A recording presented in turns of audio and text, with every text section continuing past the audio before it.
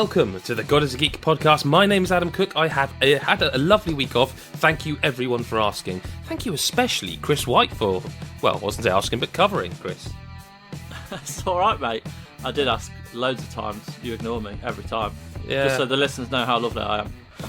Yeah, when I'm not working, I literally delete all the apps off my phone so nobody can contact me and I can be a hermit as I've always dreamed of. That's my lifestyle. Are you alright, Chris? How are you? I'm good, mate. I'm good. Promise? I can't promise. Oh. But people just have to believe me. Well, holding down the fort with you last week was Adam Carroll. Hello. Are you alright? That's a very sexy hello. Thank you very much. I am doing fine. I didn't ask. I'm going to go for it because I know you would say that. See, I predict everything, and that's how it works. How are ye feeling with the weather right now? Are ye all suffering with the heat? Well, before we get to that, we should ask the person, I think the most northern person on the podcast, Nicola Ardron. How are you, and how's the weather where you're at? Wolf? I'm north. I'm very well, and I'm all right weather-wise. It's looks like it's going to storm very soon, so it's a lot cooler. It's so hot here still, everyone. Just so everyone on the podcast listening knows, down south it's very, very hot. Very hot. Don't get me wrong, on Thursday it was disgusting. Yep. It was disgustingly hot on Thursday, yep. But it's a bit sort of overcast and threatening rain, so it's a bit cooler. Although, I did think the thunderstorm had arrived earlier in the day, but it was actually Ferrybridge Power Station having one of its towers imploded. That's exciting, isn't it? I heard it all the way from my house. I thought it was thunder, but no, it was just a tower, cooling tower. I do think it's important that I should thank Adam Carroll, by the way, because, firstly, for bringing us to the point where we are now talking about the weather on a podcast, which I want to thank you for that. But I want to thank you for bringing other fans of A Plague Tale to our attention. And for those of you that found us via that last week, we won't be talking about the game this week, and the podcast is normally not so weather-based, as you'll have heard last week, but we're looking to try and do something more with A Plague Tale. So if you are super into that game, stay tuned, but do listen to this podcast, because I'm about to ask an important question to Adam Carroll. Chris White knows this as well, because he's reviewing Madden, which means if Madden's available, the games, they keep coming. Once Madden's out, the games are unleashed upon us. Only this year, I feel that's less true than ever, because I don't feel they ever stopped. But with that, that thought, if you will, out of the way, I'm going to ask you, Adam Carroll, what are you playing? What are you up to, mate? Okay, nothing really new that I have been fully invested in yet, but I have been playing. Okay. I'm still playing Metroid, still loving that on the DS. It's still great. I actually went back to Dying Light as well because I realised I haven't finished the DLC, the following in that. That game is just great. I love it.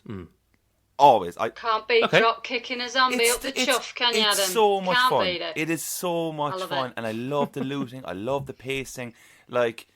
I am so excited for that sequel, so I'm just going through that at the moment. However, I'm so early into it, but Fire Emblem. 3 Houses, it's out, it's there. People are excited. Mm-hmm. Adam, you've reviewed it. You gave it 8.5? I did, yeah. And so, you've reviews on the site for everyone to read. Yeah. Do read it, because it's excellently written, if I do say so myself. However... What are you saying? It's. Let's get into this. It was a difficult review to write, okay, because I am very much the person, and I'm sort of, as editor-in-chief of the site, I am trying to push us in the direction of, I don't like reviews to read like Wikipedia. I don't want someone to submit a review, for example, that is a list of things the game does. You can find that anywhere. What I want is the opinion of the person reviewing it. And there are sometimes you can't avoid it. If something does, for the first time when Gears of War came about and it was a third-person shooter, but it had the cover system and it had the active reload, you can't just not say that. You can't just gloss over that. You have to have that. You know what I mean? As part of talking about the thing. Fire Emblem 3 Houses was kind of all that. And I'd written 1,500 words and I realised I am doing the thing I hate the most, but I can't help it because this game is... And I don't know, when you say you're really early on, you could be talking about 10 hours. Oh, no. I don't know. I am literally an hour. Like, I cannot give any verdict on this except that I think the cutscenes look lovely. That's what I got for you. But you can probably, even within an hour, understand how much there is to this game. Like, oh, there's a lot of this, and there's a lot of mechanics. And I said it in the review, and I really think that they took Fire Emblem and they just added Persona. And that's a seller. Like in this, that's a seller for me. It is, and it is to me. To me too. To me, it's like, oh, great! I love the combat in Fire Emblem, and I love everything about Persona. But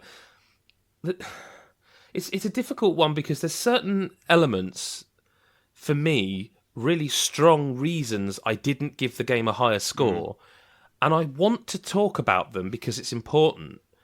But I am also very much anti any kind of spoiler in a review. And I know other people don't fuss about that. And I know other critics will just spoil that stuff. I'm not that guy, and I don't like reading reviews that have spoilers in them. But one of the big things about this game, and always has been about Fire Emblem and Persona, is the relationships that you forge.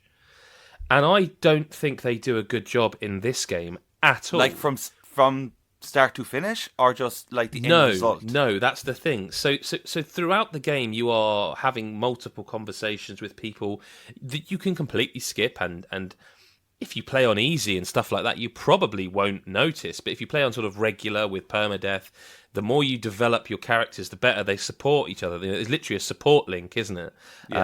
Yeah. From C to B to A to S rank, and eventually. See, this is the thing. I don't know whether to just say it and try and be vague, but basically in Fire Emblem, normally you kind of get married and have kids, and the way they've done that in this game, I think's terrible. And I don't mean like it's not great. I mean, I think it's proper bad. But hang on, right? It amounts. When you say they get married, like in Fire, because this is really probably my first proper Fire Emblem game that I'm going to like invest time into. Now, you're saying you get married, have kids, all this stuff. Is that not a bit strange to put that in this game, considering it's like kind of just kids? Yep. So the thing you'll find, because this is something about 10 hours in where I realise, they are still doing the relationship stuff. So for Nicola and Chris, who probably aren't aware, and for anyone listening who doesn't really have, just any more than a passing interest, in this game you start out as just a person called Byleth, and you can choose to be male or female. I chose male. And your dad basically takes you back to it's called a monastery. If I just say to you, imagine Hogwarts, that's kind of what this game is. You become a professor, and you have what UK people will probably call like a tutor group or a year, and you're in charge of that tutor group, and there are 2 other tutor groups, and you get to choose one of the 3. There's a lead character for each one, and they've I'll tell you one thing about this game, by the way. Voice work's amazing. Like, everyone is fully voiced. Every bit of text you see is fully voiced, and that's incredible. I can't get over that. But the idea that you're the professor and your students are around about 16 when you start the game, I think. I can't remember. And you can forge these relationships. I found, like, questionable romance. Do you know what I mean? Like, I was a bit confused by this. Now, there is something that happens at the halfway point, at the end of part 1, essentially, that sort of makes it a bit better, a bit okay. But they also never actually say how old Byleth is. I don't think you ever find out how old your character is. Yeah. So, and the insinuation certainly is that he's around about the same age, if that makes sense. Yeah. So it's still questionable romance to me. Like, I'm not sure, but like, without spoiling, what it all boils down to is you can look at your romance, well, not your, you can look at the relationships you've developed, and it will sort of say, do more of this or do that to deepen this, and then at some point it eventually says you cannot deepen this relationship until the war is over. Okay.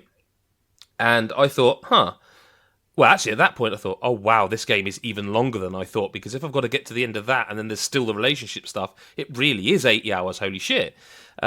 No. You see, it literally becomes a menu button. Like, you very vague spoilers about how it ends up. Not the story of the game, just the relationship stuff. Literally, at the end of the game, before you go to final battle, you pick a character you want to deepen the relationship with, and then at the end of the game, there's a little scene between them that says they got married, and that's it. Okay. then that's it, and that's to me is not enough. No, I think that's poor. Okay, so yeah, I get it. Right. No, I personally I wouldn't be too upset because I'm not really that. I don't care about that kind of thing in a game. The relationship side. Right. It's not really. If it's there, it's there. If it's not, it's not. For me, this game just seems to have more though with the whole monarchy thing, like going around that place, talking to everyone. I will say, I've noticed, and I don't understand why your own character, the protagonist, does not have a voice. I don't know why. So that's another weird thing, by the way, is that he's the only non-voiced character. Very strange. Except for sometimes in fights, when you do something, he will like go, "Ha, yeah," and you're like, "Wait, what? What? Whose voice is that?" And you, "Oh, it's mine." Oh, okay, that's super weird. Yeah. That is, but I think that maybe is because he would have so much dialogue. I don't know. Yeah, I don't know why. I don't know. So like, just the monarchy in general, though, is there not enough there to kind of because this sounds like a whole new take on the Fire Emblem series. It's a twist, yeah, for sure. And I'm kind of well into this idea more than any other one. See, so the problem is you talk about the monastery and you're going around and you do the side quests and you do this and you learn this and you teach lessons and that. The problem I've got with that is that is the same from hour 1 to hour 50. You do not leave that monastery, and even when the story kind of takes you, I think even in the first hour, it's shown you like these big kingdoms and this map. Like even when the story takes you to those places to have battles, the next day you're back at the monastery and teaching and leveling up and doing that. And to me, I don't want to blame Koei Tecmo, but the kind of Samurai Warriors and all those games, I feel like that's their influence because listen, Fire Emblem is the game itself is not repetitive, but this is repetitive to insane degrees. Like, I was utterly fed up of going around the monastery at the end. Like, we're talking 50 hours. It took me 50 hours to finish this game. And in that 50th hour, well, probably the 48th hour, because the last battle was quite a big one, but like, I was still walking around the monastery. I was still talking to people. I was still going fishing or going to the market. Of course, fishing. Excuse me. But I was still doing those same exact things that I had done in that first couple of hours. And not that I wasn't enjoying it, but it was a bit like, wow. To me, I would normally say, look, if a game's 50 hours and someone doesn't finish it, I'm not going to go mad here. But to me, when a game is 50 hours of exactly the same stuff, how do you know it doesn't change up unless you get to the credits? And I was a bit... like, I've heard some people say they jumped straight into playthrough 2. It's like, I didn't, because I know I'll see some different cutscenes, but like the story's good enough. Like, don't get me wrong, the story's engaging enough, and the the battle's brilliant. The battle stuff is what I love. It's still Fire Emblem. There's twists on that as well, but I would like to have... excuse me, I should say, but I've got a cold. But I would like to have... again, as I say, there's something happens halfway where the game's story sort of kind of really goes, and I felt like there was an opportunity to set up the second part of being at a second place or having other places to go to, and they didn't take that option, and I really wish they had. Yeah, like, so is this the first Fire Emblem in the series to have this feature of being able to run around the place, or has that... They started doing it in Fates where you could it went 3D in dungeons and stuff, but like I say, this is really Persona-y, and like it really is like Harry Potter. And you're a teacher at Hogwarts. So the time that you've put into it, do you think they sacrificed the amount of like battles and stuff that you'd have? Like, in general, like... it takes a while to get going. Like, so the first 10, 15 minutes, you're in a kind of a tutorial battle. That's what I've done. Yep. And there and then it throws so much at you. Like, your basic stuff like, oh, move here, move there, but the linking and stuff... For people who are new to this kind of game, I would say it's kind of like, oh, weird. This is kind of a bit daunting. So what it does quite well is that you probably won't see another battle for a good hour, because you will spend the month doing the RPG stuff, like leveling up your characters, speaking to people, learning your own skills, and just exploring the monastery. As you get further in, you enable the option to actually spend, because basically you spend the weekends where you get to pick what you want to do, explore or go to seminars. What it eventually does is you can actually go and do side quest battles, and some of them are really worth doing. Like the ones with green, I think it's the ones with green marks on them, they tend to give you like a special weapon for one of your characters, and the one with red ones tend to be like big, like special bosses that are side bosses, but good chances to level up. I think my mistake as well was playing on normal when I'm kind of like I'm so used to the games. I was waltzing through most battles. I still think it's a great game. 8.5 is a superb score. Yeah. I just wish there was a bit more variety in the back end. Excuse me, but I also I just Adam. Yes. That's which one of us? Beneath you. You. It's beneath me. Definitely you. You. That kind of smut. Yeah, I know, but reserved for me. Do you know the thing is, right? I think on this podcast, if not but one of us has mentioned, if you can critique a game and still really love it, but say this should be better. Okay, I kind of feel like if this was an Xbox game, more people will be talking about how badly it runs docked. Right, in the monastery, Adam, I don't know if you've had a chance yet, but if you go in the dining hall area, the frame rate chugs. I've heard, yeah. It can chug outside near the fishing pond. If this was an Xbox game or a PS4 game, people would mention it in the reviews and they would call it out. It doesn't mean you have to say, it's a 6 out of 10, right? But it would be an issue.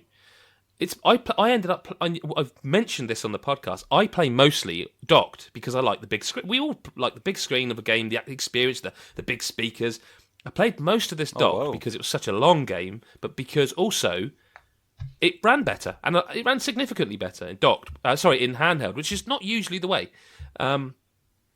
It enabled me to just basically every night pick it up and play for a few hours. I will say, and I will credit Nintendo endlessly for this. My God, they're one of the few people that give you a review code properly early to actually spend a good amount of time with a game. Fair play. Because to be fair, when you did say you finished it, I was like, whoa, that's impressive. Because this game is long. I finished a 50-hour game. I finished 50 hours on my save. I finished a 50-hour game on a Saturday when the review embargo was a Thursday. That is the luxury that you do not get ever. What was your play time overall? In games? 50. Just over 50 hours, yeah. But, like, again, and I remember having this discussion, I think, with Gary. I can't remember if it was Game of the Year time or if it was about Resident Evil 2. You can still love this game and point things out that you dislike about it. And I think Fire Emblem's relationship stuff's been better in the past. And I would like this version to be better. And I still love it. I don't think I'm going to jump into playthrough 2. I'm ready for like a palate cleanser now. You know what I mean? I need something a little bit less, I don't know, RPG-ish. I mean, okay. Listen, even it's a 50-hour game. You don't spend 50 hours in a game unless you really like it. Yeah. You know what I mean? Yeah. You know, review or not, you do not spend 50 hours in a game unless you really like it. But if I'm right, I think you loved Awakening, didn't you? Awakening is still my favourite. Yeah. Would this is this an essential like Switch purchase? Also, along with, is this a good entry for people who have never played Fire Emblem? Because there's a lot of that going on. It's a good entry. It's a good entry if you've not played Fire Emblem, but it's difficult to know because the Switch is a funny old console, and you can play like Mario Odyssey and Zelda, and you can think, my God, this is an amazing game. But you can also say it looks amazing, can't you? With those two games, yeah, in their own style, they look amazing. There are bits of Fire Emblem Three Houses that really look poor, like really poor. Like, you know, I showed some sort of screenshots of Mikhail to Mikhail because obviously he's well into the Switch stuff as well, and you know, he was saying some of these look like up-res 3DS textures, and that's, you know, I don't know what you think. So far I wouldn't say, like, I've seen some of the areas is kind of a bit grainy, it feels, or distorted looking, but nothing too. But what house did you pick? I am not there yet. Oh, okay. I am so early. Like, I am not there yet. Okay. But like, I think the cutscenes and stuff all look great, as I said, and the cutscenes great. Like the gameplay looks like it's going to offer a lot of variety, and I like the weapon durability and the management of it all. Yeah. So I think I'm really excited to get into it, like, and just play more, because I don't know, Awakening just didn't grab me as much. And I remember I knew it was a great game, but I just...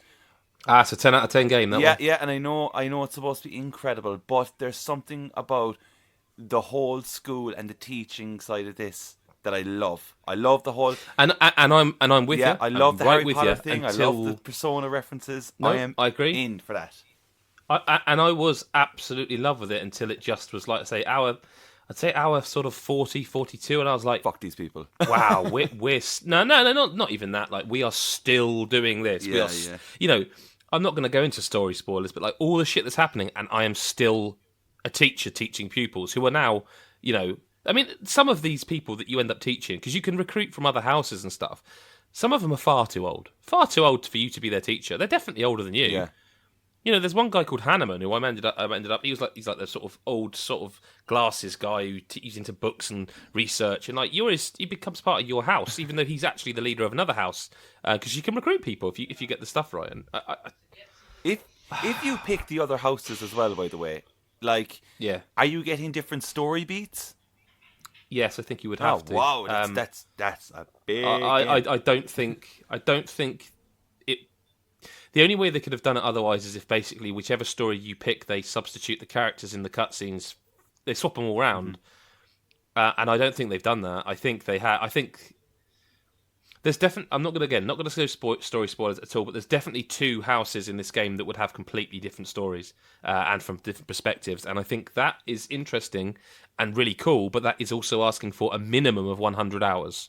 And if the third house that I'm not sure would be completely different, but if the third house is completely different, then we're talking a minimum of 150 hours. You could button, second and third playthrough, you could button through a lot of stuff, but you'd have to watch the cutscenes. It's still a lot of game to get through, you know. Mm-hmm. Yeah, I'm looking forward to more. Keep us surprised, because I will be intrigued as to how it wears on you, if you know what I mean. Yeah. But I think we should transform this podcast from talking about RPGs and schools to shooting.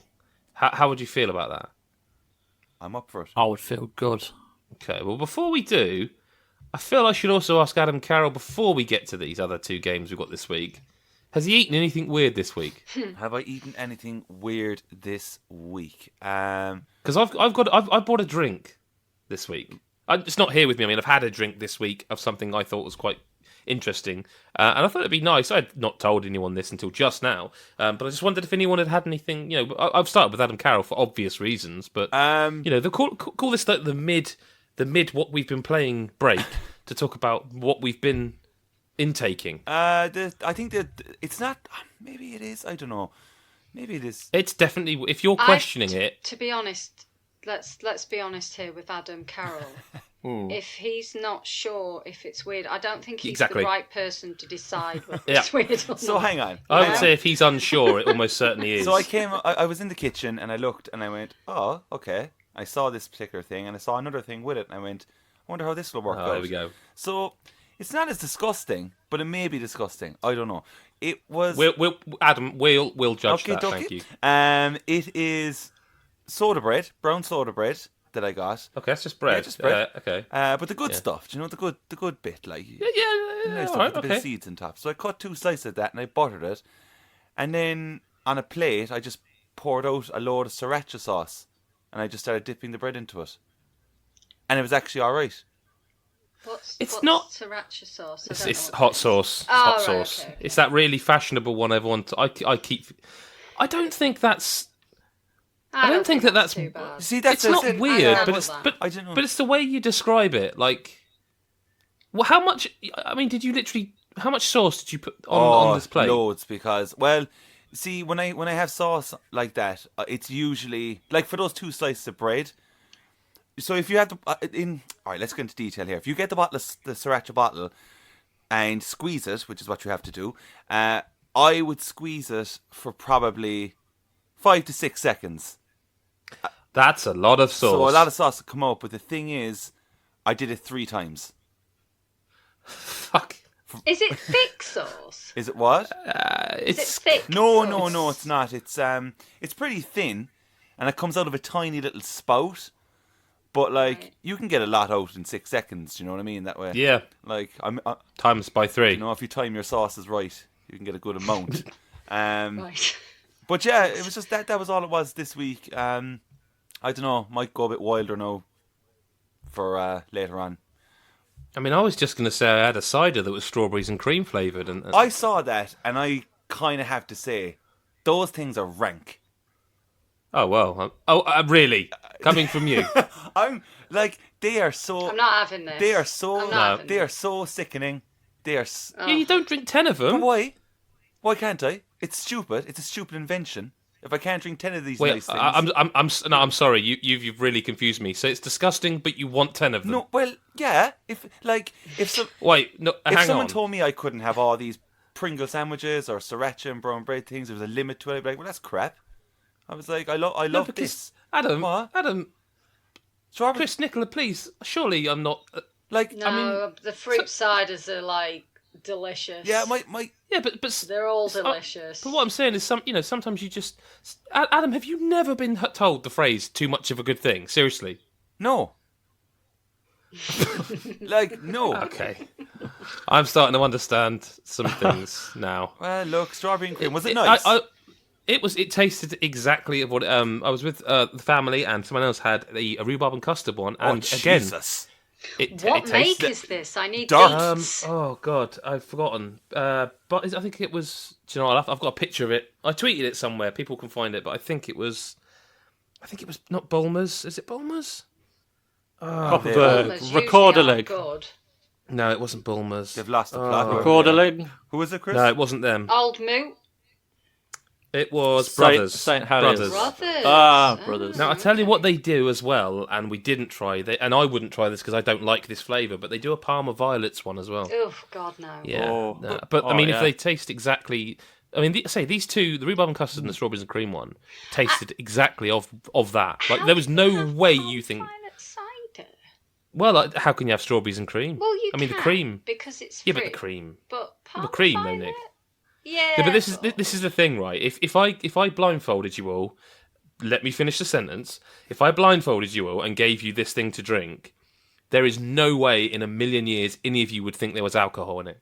Like, I grew up in the era of hooch becoming a thing, and then it went away and it came back again, and that was similar, but you kind of knew it was alcoholic, but just these things, there is no hint of alcohol. You would think you were drinking like a soda stream or a fizzy drink of some description. So, but they are so sweet. I had it I had a couple of pints and I had one of these ciders and then I went back to the pints. Like it was one of those. It was bad. It was just nice.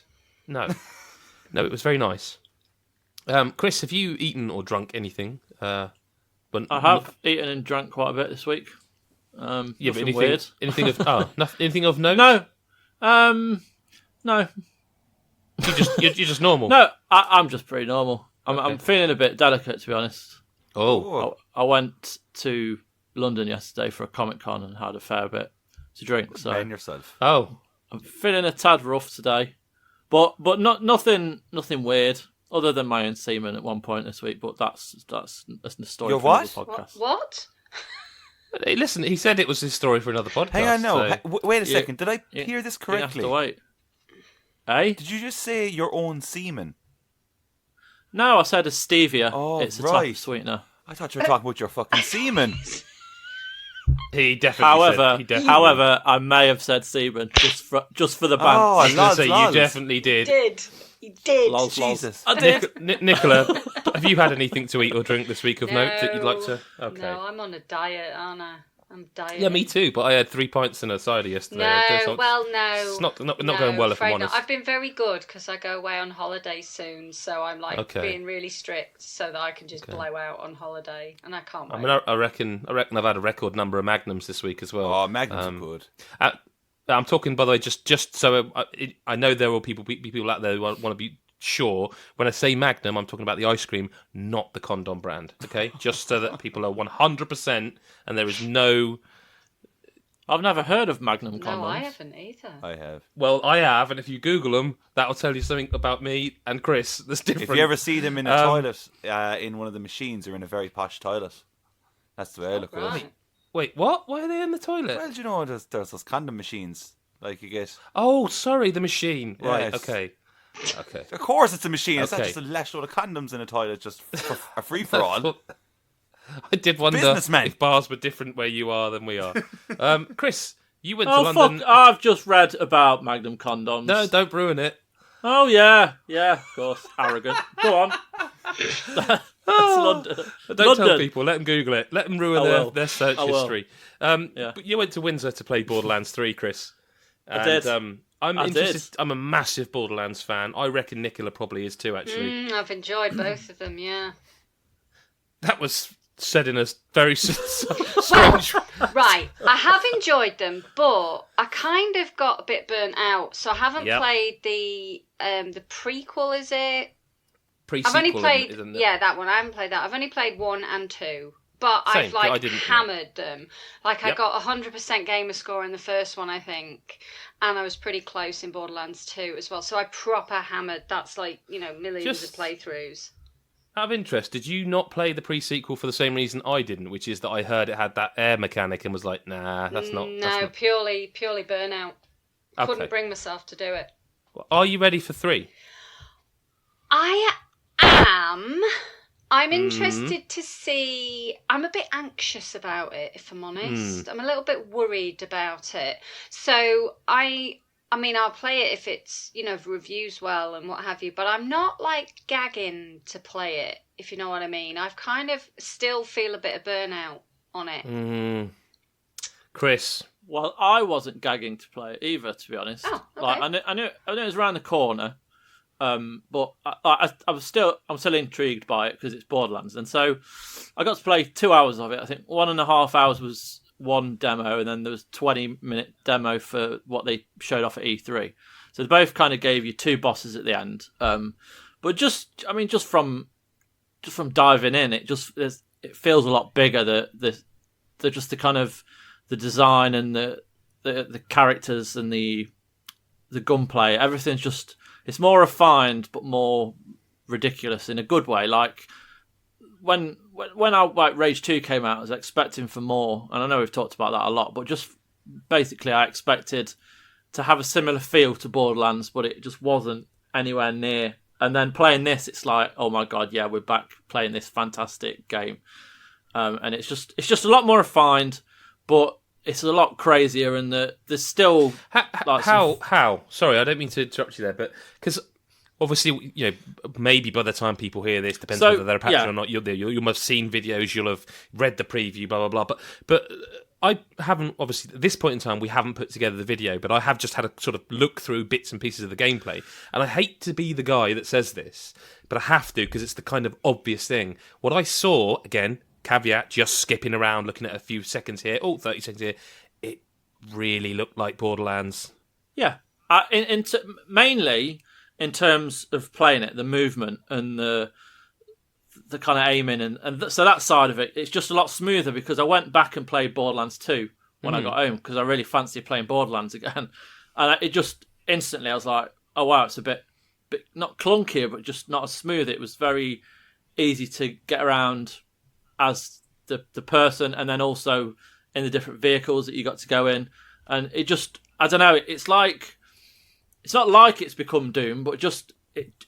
When you play Doom, you know that feel, and you get so used to it, they become second nature. Like this Borderlands game, they've just made it a lot kind of smoother. It's really hard to explain, and also I've only played like an hour and 50-ish minutes, but like the 3 different guns you've got, there's different kind of elemental damage you can add to them, and you could use like fire damage on, and so you also meet different characters. There's Zero's back in this from Borderlands 2, and he's attacking. There's this big fight later on, and he's attacking these people, and he's turning him to ice, and then you could use your fire elemental gun to then burn them and do more damage to them. So there's different mechanics that way. So you also got like a poison, like a corrosion elemental. But that's not new stuff, is it? No, but it's a lot smoother to play, and okay. It's really hard to kind of explain. But I just, from going back to playing the second one, like it's a grander world as well, and this seems to be more packed into it. Like this town you go around, and there's like streets to it, and whilst it's not specifically open world, it feels like the Halo games. They're like all Uncharted, where they're not open world. There is a linear path, but there's just a lot more to look at and do. And yeah, I just really enjoyed it. It was just really good, really nice to go back to that kind of style, and it's still funny, just naturally funny. It's not forced humour like other games. Have they changed the humour slightly, or because like the sort of Nicola, I don't know if you remember, but Borderlands 2 and 1, the humour was kind of a bit internety. Yeah, no, I found it to be quite just naturally funny because there's no claptrap. There's just there's a lot of interactions with. They've been very cautious to not show. I don't think they've shown claptrap speak yet because I guess there's all that voice work problems they've had with the original guy.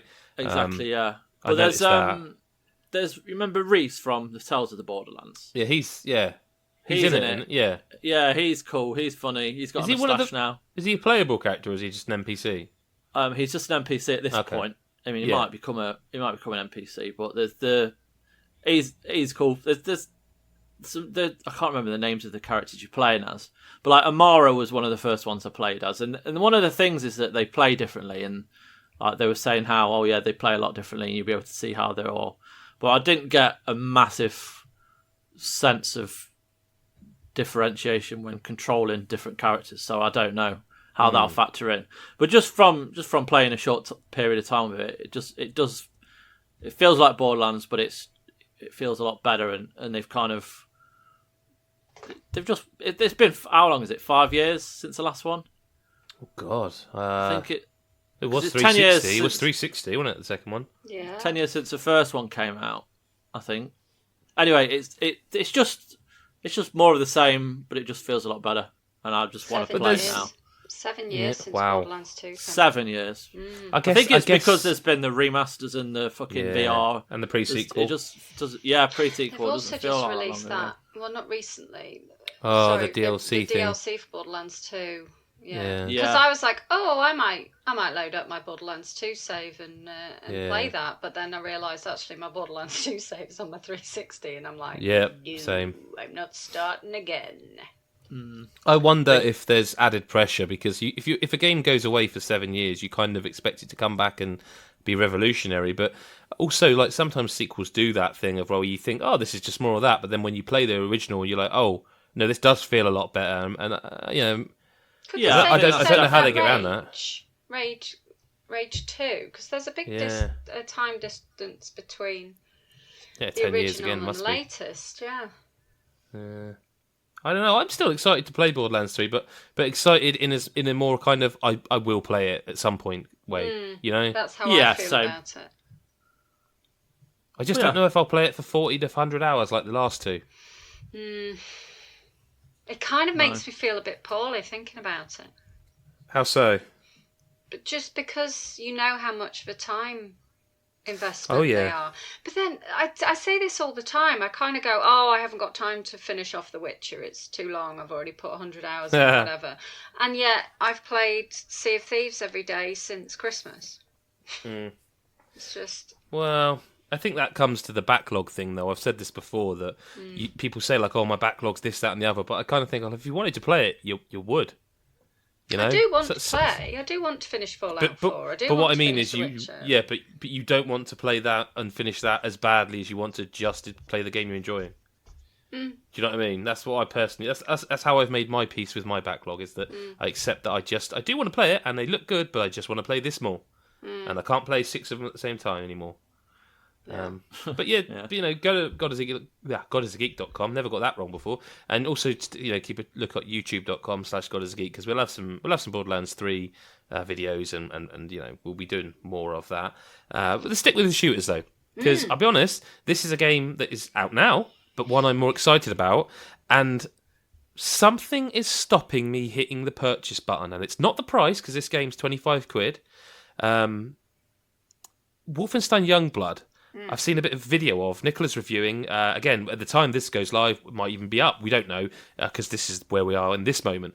Some of the videos I've seen of this game have showed stuff that I'm a bit like, And one of those things, and I'll just get this out here right now, health bars, Nicola. Was a bit surprised to see health bars and levelling up. Yeah. How does that... Is Is it all right? Or is it just me going, oh, but it's actually all right? It's a bit of an odd one, really, because I'm having quite a good time with it. But yeah, I mean, I know why it's got Wolfenstein at the front of it because they want it to sell. Yeah, but it's not really a Wolfenstein game. Especially off the back of like the new Colossus and the New Order, that just heavy story-driven games. I mean, there's a bit of a story thread running through it, but it's very much a game that doesn't need to be Wolfenstein, in my opinion. Like I say, I'm having a good time with it. I'm about level 20, so I've put a fair bit of time into it. But so that sounds quite a lot. Yeah. So it's a co-op game. It's built specifically for co-op. You play one of the two daughters of old Blazkowicz. Are they different? I don't mean like physically. I mean, do they have different abilities? No. Well, not really. I mean, at the beginning, you choose which twin you want to be. And it really is a case of do you want to be the brunette twin or the blonde twin. There is a sort of starting loadout that's like the brunette one. I can't remember the names. Terrible names. Brunette One's Tess, isn't it? Jess and somebody. I can't remember. It'll come back to me, but I'm dreadful with names. So the brunette, we'll just call them the brunette and the blonde, right? The brunette one, she comes equipped initially with a medium to long range weapon. It's Jess and Soph, by the way. Jess and Soph, yeah, okay. So, and the blonde one, who I think is Soph, she that I can't help you on. She comes equipped with a short to medium range weapon. That's their starting thing. However, you very quickly get the other weapons anyway. So that doesn't really matter. It's really only a cosmetic decision, I think, because there are two powers that are unlocked, but you only have one available at the beginning, and the other twin has the other one. So you can either have a cloaking ability or this like sort of ramming charge ability, so like a close quarters ability, I guess. And you choose which one of those you want. Now the natural ability for the brunette one, Jess, is the ramming ability. And Soph has the stealth. However, I went with the stealth ability, even though I'm the brunette one. And the brown one, fine. And there's the blonde one as well. So but it's just a cosmetic choice because you can unlock the other stuff anyway. So there is no difference between the twins, to answer your question in a very lengthy way. There is no difference between the twins.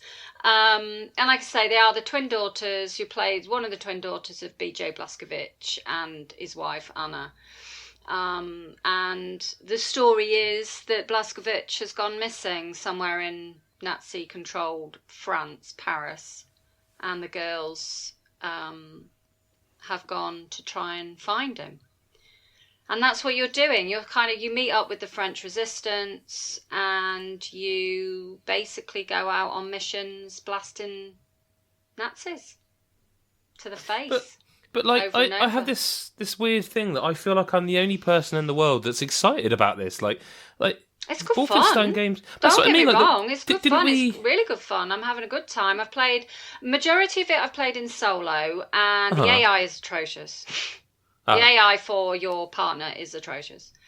The enemy AI is not bad. Not as good as it was in the new Colossus, in fairness, but it is pretty good.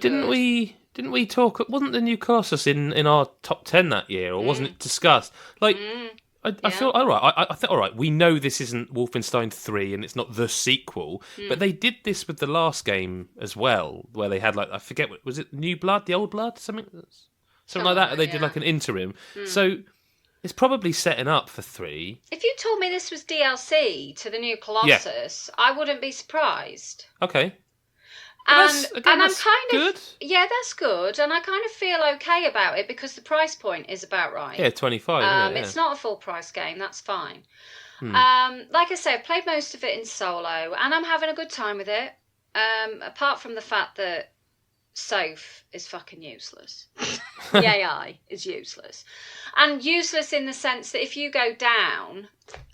so just to explain some of the mechanics. So, like, it's a classic co-op game. So if one person goes down, you still play along and you have, like, a minute to get that person up. You can revive that person and then carry on.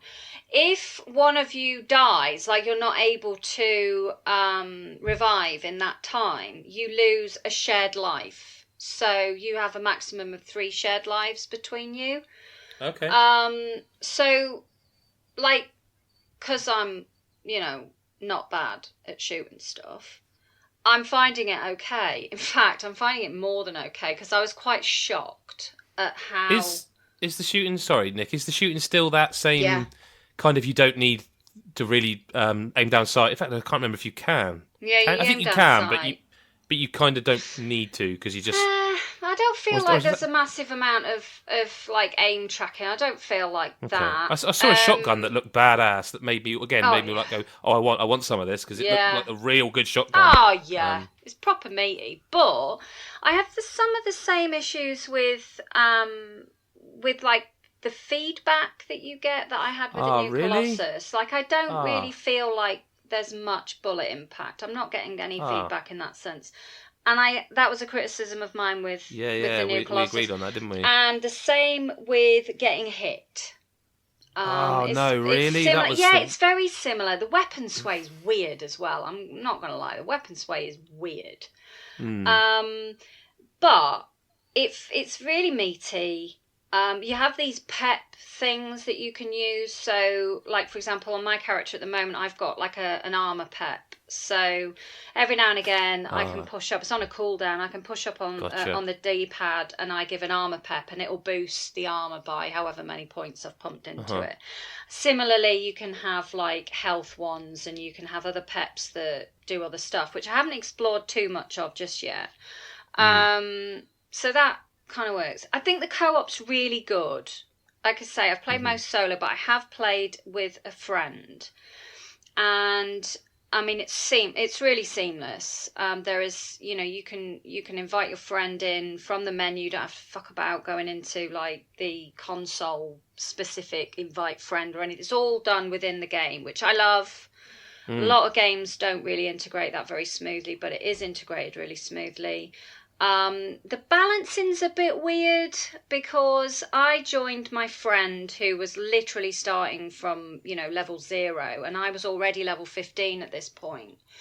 And in a game like Gears of War that does co-op very well, I know Gears of War you're not leveled per se, but you can set your own difficulty level, so you can join somebody. Superb for that. It is, and you can join somebody who's playing it on casual, and you can be on inconceivable difficulty, and the enemies that you face will level. I don't even know how they do that because if you're shooting the same enemy, because literally like your bullets on easy, so he would be doing more damage than... I don't know how it works when you both shoot... That just is shout out insane. to Gears. It's really good. It's really, really good. Now, you can't... That doesn't work. That doesn't work. So my friend was playing... He was like literally playing the first sort of prologue-y mission. And I joined him in as level 15, and it's like swatting flies. Oh, really? It's like swatting flies. I don't mind as long as it doesn't go the other way. As long as he's not having real trouble, I don't mind it when we haven't tried it the other way, but I'd be interested to see how it scales for him. Because as long as you can slaughter people, if he's like, my bullets do nothing, that's bad. That's bad. Again, hypothetical, we don't know. As you said, I don't know because I haven't tried it. So anyway, the co-op stuff's really good. I think the co-op stuff's really good. It's definitely a better game with a real life pal. There's lots of secrets within levels that I hadn't noticed. What are the characters like? Because I've seen again little clips of it, and they kind of seem I like them. Teenage kind of. They're a bit like Dude, Where's My Car, but girls, which is a bit weird. I haven't formed a full opinion, but I like them. They're two likeable. Okay.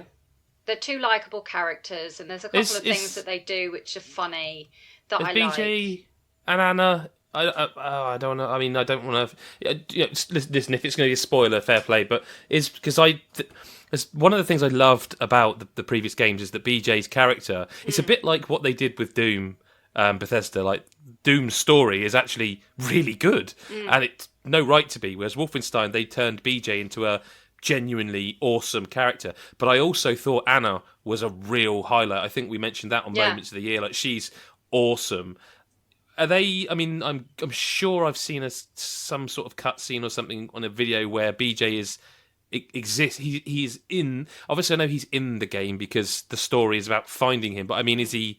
Are they in it at all? Like, do you interact with Anna and BJ at all? I mean, it's all through cutscenes. But that's what I mean. They are. You do get a bit, because I really like those characters. It's about these girls, really. It's about these two fine, girls, and you're in Anna. Anna's still in Texas. Okay. So Anna's in Texas, and BJ has gone missing. And obviously you're now in Paris as the twins. Yeah. With the French Resistance. Now there's a couple of funny bits in it, like one of the French Resistance ladies, don't remember her name, no surprise.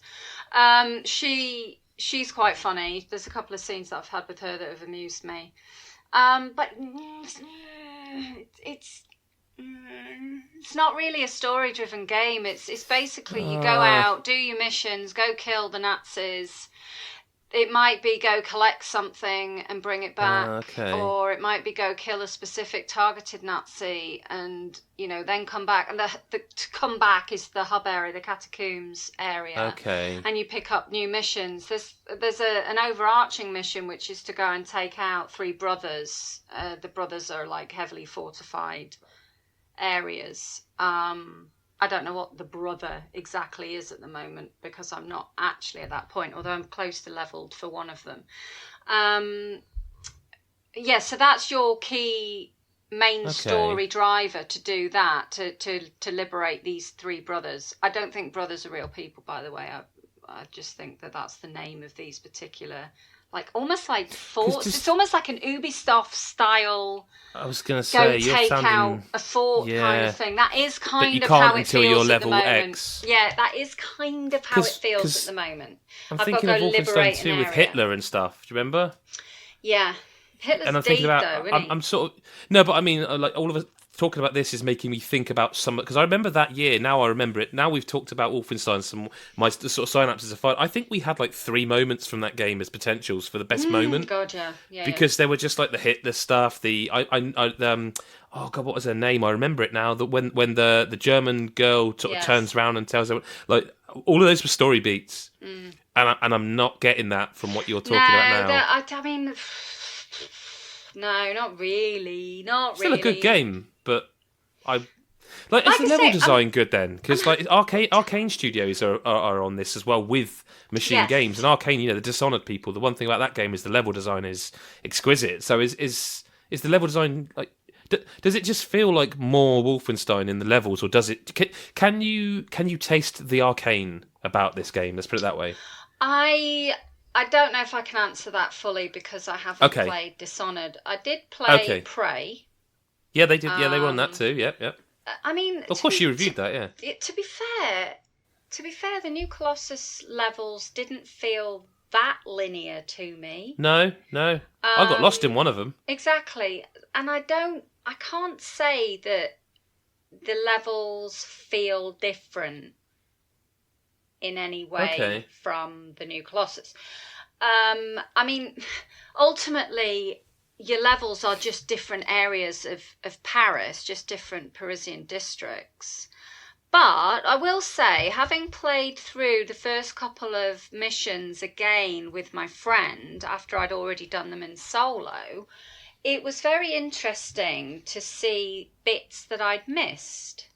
Like areas I couldn't get into earlier because I didn't have the right power to get into them. Whereas my friend had I said I'd chosen the stealth option. He went with the powering through stuff option.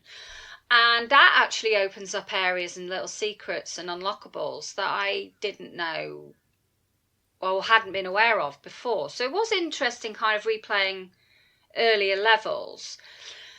However, that's just reminded me of another thing that I've just really noticed as well. So I've done a number of missions now, and I've unlocked this character who is a friend of Jess and Soph's.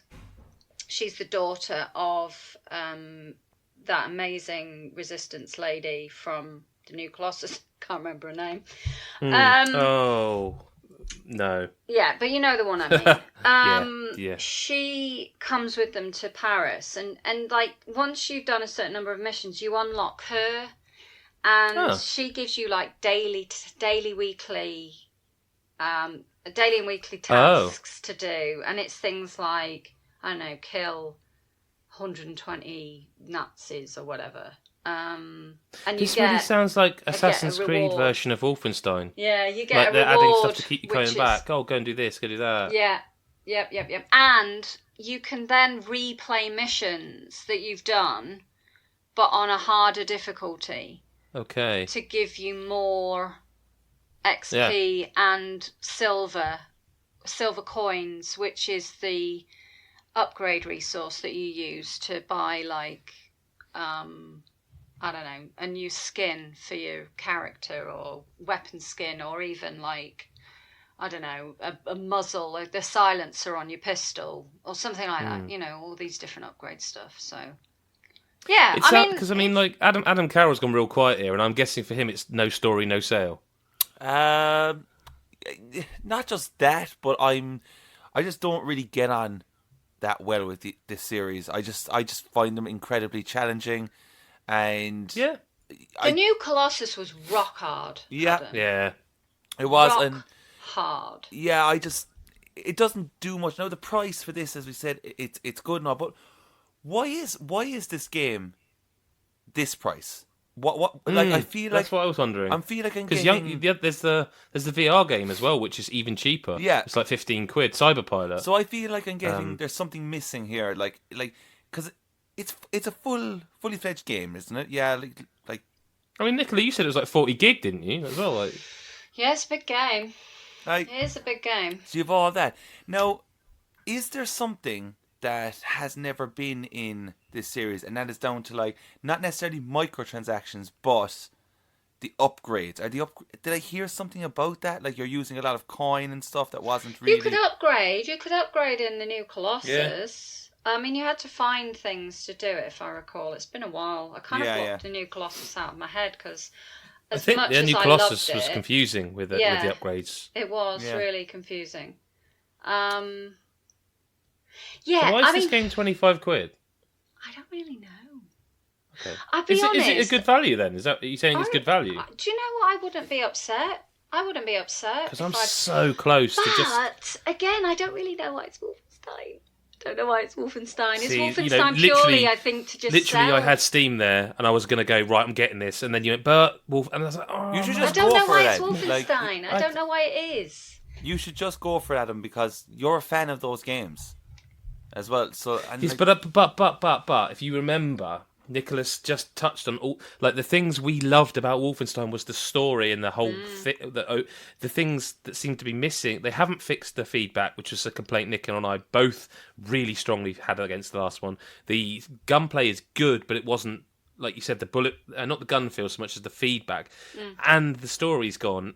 And it's like Thing is, Adam, what I would say to you is, and I'd say to anybody, it's you can play it in solo. I mean, I'm having a good time with it, but it's been built for co-op. It's been built for co-op, so you kind of, to get the best out of it, need a pal. Really, like if I'm buying it on PC, I will be playing it alone. There's no way. That's the end, be all and end all. See, I don't know anyone who plays games on PC now. I wouldn't. I don't know. I don't know.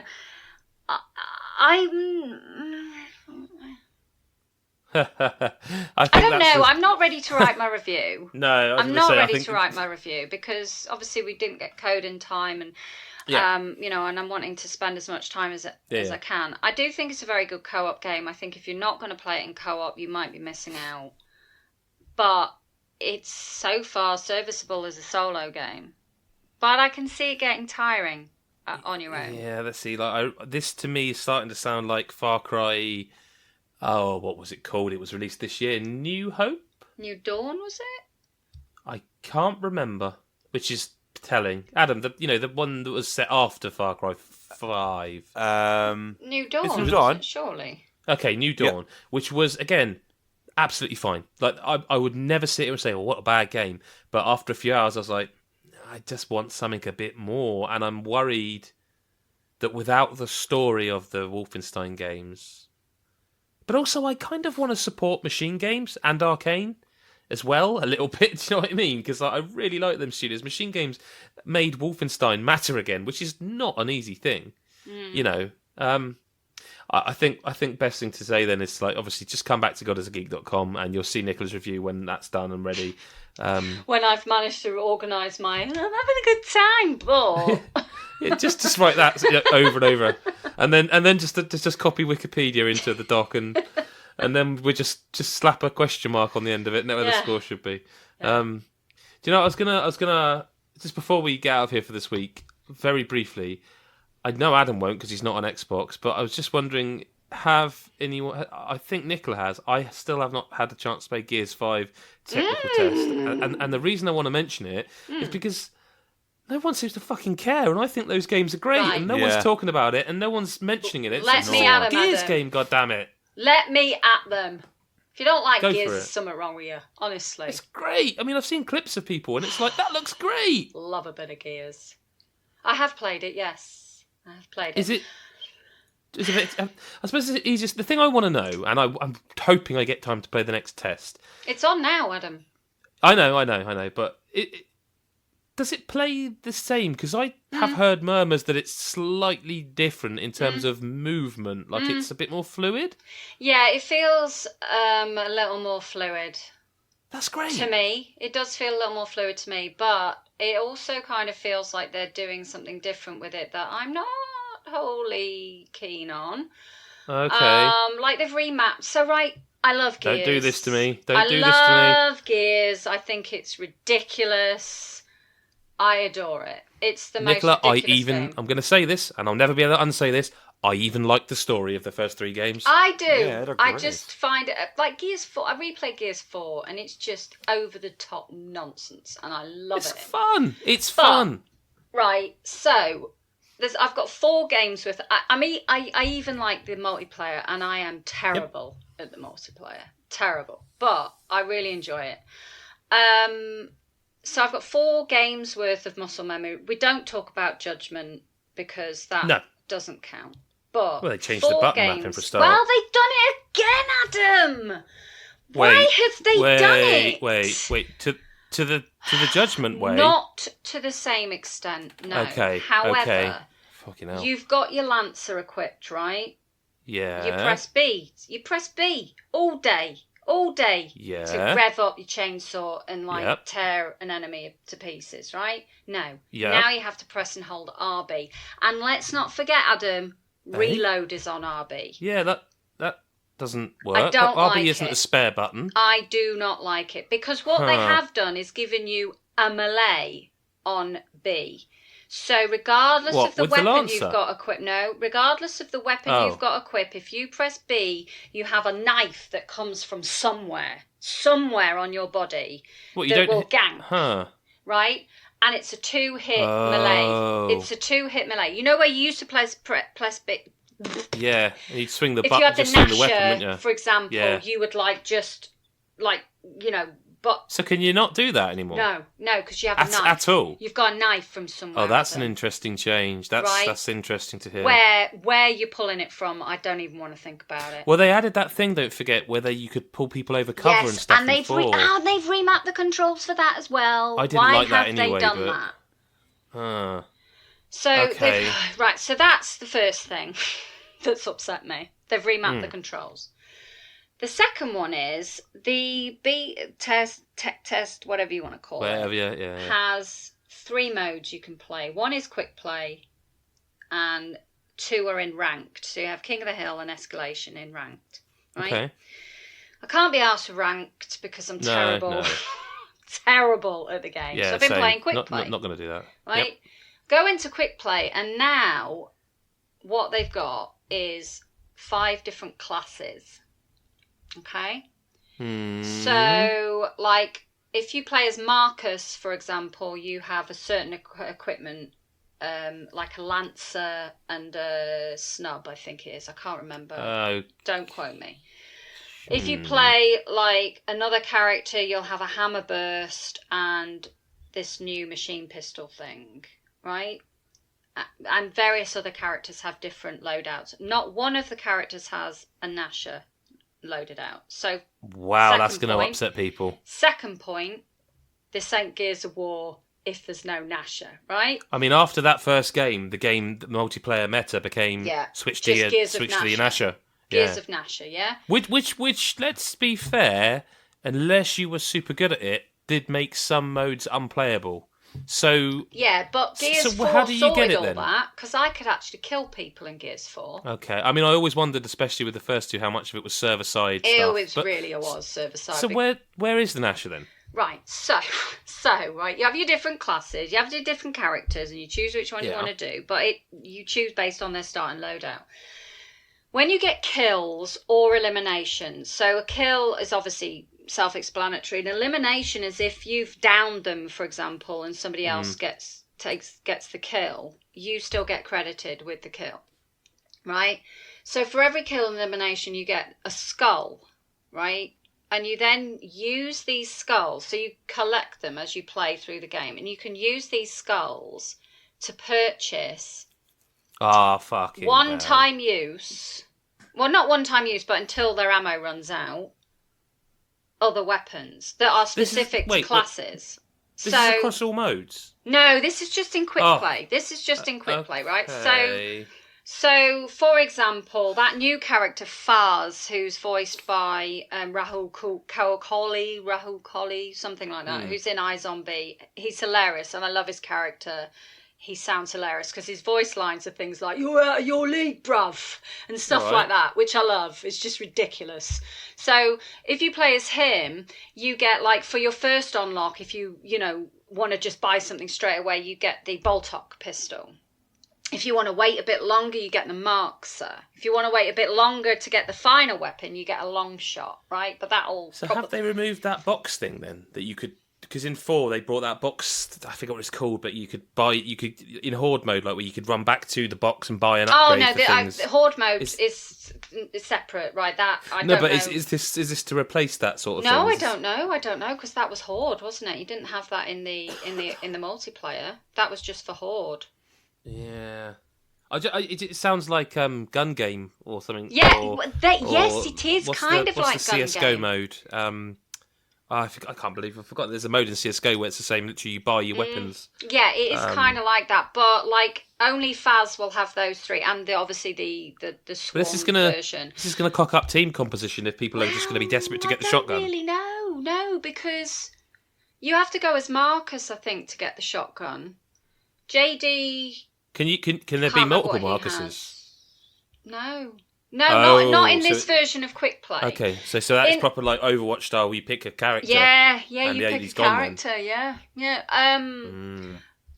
I did play King of the Hill in Ranked, but then I didn't play any more matches because it's got a load of tech tester rewards, but for some reason they haven't associated them with playing and winning games in King of the Hill. It's only for doing Quick Play and chuffing escalation.